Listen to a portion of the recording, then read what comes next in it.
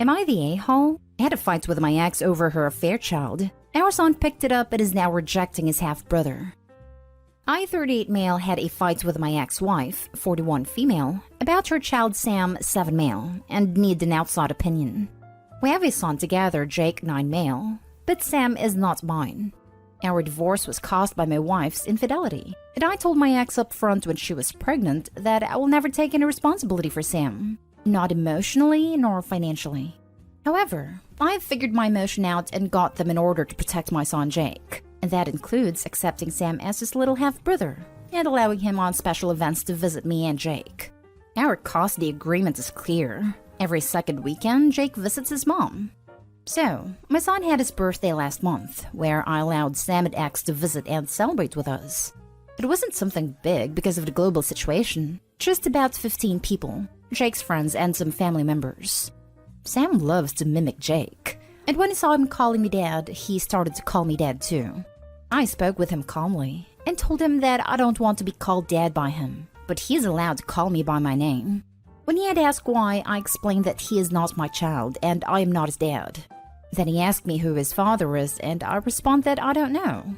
He then ran to my ex and asked who his father is, but my ex just sent him back to me to ask. So I just told him that his mom doesn't know it either, but I'm not his dad, and again he should call me by my name. Nothing more happened on that day, because even I noticed my ex trying a crappy move on me, but I just ignored it. The problem is Sam has told this to his school friends as the class have played a game where they talked about their family. I had to say, here, some children are pure evil, because now some of Sam's classmates have started bullying him, and calling him a bastard, and worse. My ex called me about it, but I just told her that she has to fight over this with Sam's teacher and the other kids' parents because it is not my problem. She then started yelling at me on the phone, and it is my fault and called me some names. I responded that I have noticed what she tried to pull at Jake's birthday party, and that his problem wouldn't exist if she could just keep her legs closed for other men, and then told her she should try to find Sam's actual father if she wanted a man to take care of her son. X involved our parents in this fight, and now my mom is nagging me over this and sides with X. However, I was not gentle with her either when she called me. Note that my mom wanted a daughter since forever, and saw my wife as her first daughter. That's why I'm in low contact with her, because she tried to force me to forgive my ex. Now here is why I might be an a-hole. My son have picked up this whole mess. It is now mean to his little brother and stopped playing with him and teases him as well. I actually have made an appointment with a therapist to solve this, but I don't think I can solve it on my own. Am I the a-hole here? Edit. I can't be the father of Sam as it's medically impossible. Also, a court-ordered paternity test confirmed that I am not the father. Now for the top comments. Not the a-hole. 1. You're not Sam's father and having him call you by first name is totally fine.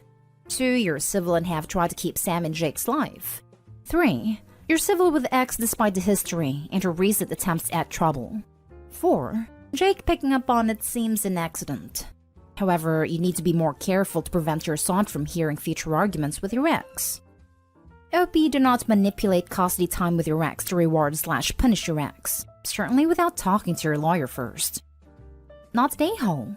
X needs to take responsibility for her actions. She shouldn't have told Sam to go back to you for an answer. Speak with your son and get him into therapy, and they'll help to explain the reasons why he's being mean. Your mom and ex are the a-holes here. Probably want to turn OP into a father figure. Not an a-hole. Not an a-hole for not allowing Sam to call you dad. But you need to realize that Sam is innocent. It's not his fault that his mother cheated on you. You should talk to Jake. Don't allow him to be horrible to his younger brother. Right. That was my only problem with the story. It seems that there are things he should be saying to his ex. He is choosing to say these things to a child instead. He's not an a-hole, but Sam isn't an a-hole either. He is a kid being put between two adults. Next story. Am I the a-hole for taking my son on a trip I knew his step-siblings wanted to go on? My ex and I have a son, Kai, 11. Ex and I broke up when he was 2 and my ex married his wife when Kai was 6. There was a lot of mess in Ex's house regarding his ex step-kids, Mia and Logan, both 12. From what I gather, their dad has been bad-mouthing my ex and Kai from the beginning and poisoned the kids against them. So I've always been hesitant to not do stuff that could be seen as me rubbing things in their faces. Because of the costly back and forth in courts between its wife and her ex, my ex could not afford to do big things with the kids. Kai had mentioned this trip that his step-siblings wanted to go on before. He told me he'd love to go, but really hoped they wouldn't go together because he didn't want to go with them, because they wouldn't want him there and he didn't like being around them. During the final week of school, some of me and Logan's friends were very cruel to Kai, and me and Logan were standing around laughing with him. At one point, it turned very dark, and the principal called the parents of all involved students. What transpired was Logan and me had told their friends something about Kai. That and just general kid bull was used to make him feel like crap. I was pissed. After the incident, I decided I needed to stop catering to the stuff my ex couldn't do with the kids, and just do whatever regardless of whether me and Logan dreamed of doing it. So I took my son on a trip to the place he told me he wanted to go to, but not with his step-siblings. He had a great time, and I told him as long as he didn't brag or rub it in, we'd done nothing wrong, because he worried a bit that Logan and Mia would be mad. X found out about it because Kyle left a small trinket in his bag from the trip and X found it. X then called me and asked me why I took Kai there, and I said because Kai wanted to go. X said his stepkids wanted to go too, and why would I take Kai someplace they'd likely wanted to go? I said I don't care. I could take my son where I wanted. He told me it made me an a-hole because his stepkids have feelings too. He doesn't know I knew they wanted to go, but am I the a-hole here? Not the a-hole with caution. As a former middle school principal and parent, I can tell you that the stepchildren are at an age where bullying especially rears its ugly head. Parents tell the victim to ignore it, walk away, etc. But Kai can't do that if he lives there and goes to school with them. Personally, I document everything, especially the school incident. I communicate with Kai a lot on how he's doing. I've successfully used a 1 to 10 scale. After explaining, a 1 is I need help now and 10 is everything is amazing. I'd ask, what are you today? And I'd get a baseline. What I'd look for is a trend. Hopefully with strategies, support in any form, and time, the days are more 7 to 10s than 2 to 5s. I used this over my career with students and my own children during hard times. If yesterday was 4 and today's a 5, I'd concentrate on how it was better than yesterday and concentrate on tomorrow. This also worked very well for me when assessing my daughter's deep depression in 8th grade. It was bad, and I needed some kind of baseline for when I needed to go extreme parenting. It happened, and I put her in counseling. She's great now, early 20s. So for UOP, I'd keep some kind of data/notes to see if there comes a time that you need to revisit the boundaries of custody. Maybe they should only be at their dad's when the other kids are out of the house. I say tough parenting ahead. You may really have to step up and be the bad guy by forcing change to protect Kai. The trip itself I see as a positive for Kai to make sure he knows he's special and not doing anything wrong. But to caution, those kids will hate him more now and will look for ways to make him hurt, mental and maybe more. They will weaponize their peers and family against Kai. Bullies are some of the smartest and manipulative children I've ever worked with. They know who is where and they capitalize on weakness. Here's where your ex fits in. Enough said. Good luck, and I'm glad Kai had something positive to do. My guess is those days with you are really high in the scale. Totally not the a-hole. And piggybacking off this post, a friend currently has a client who is going through the same thing. Ex remarried a horror show with a horror show daughter who tortures client's kid. They took ex back to court and they just rendered a decision that new wife and her kid have to leave the house for the duration of visitation. That is something you might want to look into. Your ex probably can't afford a legal fight on both ends, so he's likely to cave. Not the a-hole. It is not even close. What a nightmare for your kids who have old step-siblings that are b****s. You don't owe them any special treatment and especially not awesome trips. Even if the step-siblings weren't that, there's no good reason to deprive your son of trips just because their own family can't take those same trips. Now for the next story. Am I the a-hole for using some of my stepson's camp savings to buy a replacement sneakers for my son? My son Chris' 16th birthday was weeks ago. His mom, my ex-wife, couldn't be with him due to work but sent him a pair of Adidas sneakers as his birthday gift, as Chris is a runner and he enjoys running every day as a way to relieve stress and anxiety. My stepson Jake, 17, saw the sneakers and said they looked like the ones his favorite artist Kane Brown was wearing in Famous Friend's music video, and so he got so hung up on them, always asking Chris to see them and try them on.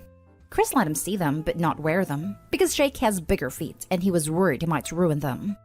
Jake wanted to wear the sneakers in front of his friends, but Chris didn't let him leave the house with them. Jake ended up sneaking out with them a couple of times, which made Chris hide them from him since he kept taking them without permission. Jake was no longer able to sneak out wearing the sneakers and begged Chris to let him wear them one last time at a party his friends had. Chris said no, but Jake somehow was able to locate the sneakers. But instead of going out with them, he cut them with a hand pruner and kept them in his room while Chris and I looked for them, till his mom found them. Chris saw the damage and was upset. I grounded Jake and promised Chris to get a replacement. But when his mom called to tell me those sneakers are worth $600 and had to be replaced, I was in utter shock. I saw the receipt, and even then, I couldn't believe it, because $600 is way more than I can afford. Chris's mom is a cardiologist, so she can afford this stuff, but I obviously can't. I was fuming. I let Jake know how much he messed up, and told him I will be replacing the sneakers using the money saved for his week-long summer camp. Jake had a meltdown and said he was already punished and that it wasn't fair to punish him further. My wife thought I exaggerated and talked about how important summer camp is for Jake as he's been waiting for it for months. I let her know that Chris's mom is rightfully upset her gift for him got ruined, and because Jake acted out of spite and maliciousness, then it's only fair that he pay for replacement. My wife assured me if Jake knew those sneakers were that expensive, he would have never ever touched them but thought Chris wasn't letting him borrow them on purpose. What's done is done, and I made my decision final. But now both my wife and Jake are giving me the silent treatment and refusing to talk about it. My wife thinks it's crazy to spend $600 on new sneakers. I agree, but those aren't mine, so needed replacement. So am I the a-hole? Edited to add that because Chris's mom sends somewhat expensive items to Chris, Jake would sometimes feel jealous, which is understandable, but I make sure to treat both boys equally by getting them equal stuff. My wife thinks that Chris should be sharing with his brother, and he does, but there are things that just cannot be shared. Now for the comments. Not the a-hole. Seems like Jake is learning a hard lesson that actions have consequences. I am unsure where your wife is coming from. It doesn't matter how expensive the shoes were. Her son destroyed someone else's property. Maybe this will teach him to not destroy others' belongings before it becomes something super serious. Like some here have pointed out, I think that Jake did have an idea how expensive the sneakers were, since he mentioned they looked like the ones his favorite singer wore in a music video. Another thing is that Chris's mom is upset over what happened and she has every right to be. $600 is a lot. And even though I personally wouldn't or couldn't spend that much in sneakers, it's her money that she worked for, so I think it's fair to be expecting a replacement. Exactly. Honestly, I don't see a case where you are the a-hole. I wasn't even thinking about Jake actually knowing or not, just pointing out your wife's point of, if he knew how expensive they were, he wouldn't have destroyed them, is kinda moot. Even if the shoes were $20, they still aren't his. Good luck, Opie. I think you're doing the right thing. Her statement about Chris not letting Jake borrow the shoes on purpose is also weird. Like, Chris has the right to not lend his stuff out. Jake doesn't get to borrow something just because he asks. It's not just the shoes. Because Chris's mom sends expensive items to Chris, my wife thinks that Chris should be generous and share with his brother, which he does. He shared his Xbox and other things, but shoes aren't to be given for any reason no matter how nice they looked. Your wife is an a-hole, dude. She's jealous of your ex and wants to make your son shared wealth without any of them deserving it. You picked a real winner here. Your son doesn't need a reason to not let others use his stuff. It's his. It belongs to him. She wants nice things for her kids. She needs to work for them. Last story is titled, Am I the a-hole for not leaving my newborn twins and toddler while my sister had a meeting? I, 23 female, have a 2-year-old son and 2-month-old twins. I am a stay-at-home mom, and my sister, 25 female, who is in grad school, has been staying with us while her apartment building gets fumigated. She had a meeting with one of her professors to talk about some stuff regarding a project, and set up her laptop in the kitchen. It's worth noting that the kitchen is right off the children's play area/bedroom, and she also has a bedroom all to herself that has a desk, and the Wi-Fi is decent in. About 5 minutes into her meeting, my 2-year-old who was playing with his toy trucks got hurt and started crying. He wasn't even having a tantrum, just crying because he got hurt. After a few minutes, my sister excuses herself from her meeting for a moment and yells at me to take the kids out of the house and that she needs total silence. I told her I wasn't going to take my 3 small children out by myself with no stroller, which was unfortunately left in the car my husband took that morning. She has been telling me all week that I ruined her meeting and that I need to get my children under control. My parents agree that I was being unreasonable. Am I the a-hole? If she isn't happy with your children behaving like children in their home, she can stay at a hotel, with your parents or with other friends. Not the a-hole. You can't set up shop in a living space and then be upset when the children who live there behave as children. Yep, not the a-hole. It's completely unreasonable for the sister to stay over in a house with kids and expect total silence. She has a hell of a nerve trying to kick Opie out of the house for the whole day instead of moving outside, or even to her bedroom, herself. Not the a-hole. People who work from home have to find quiet spaces all the time for meetings and such. She could have taken that meeting in her room, or she could have sat outside herself. I do it all the time. I have a coworker who takes calls in her car. There are also apps that will completely cancel out background noise as well, and a few of my coworkers use that when finding a quiet space is impossible.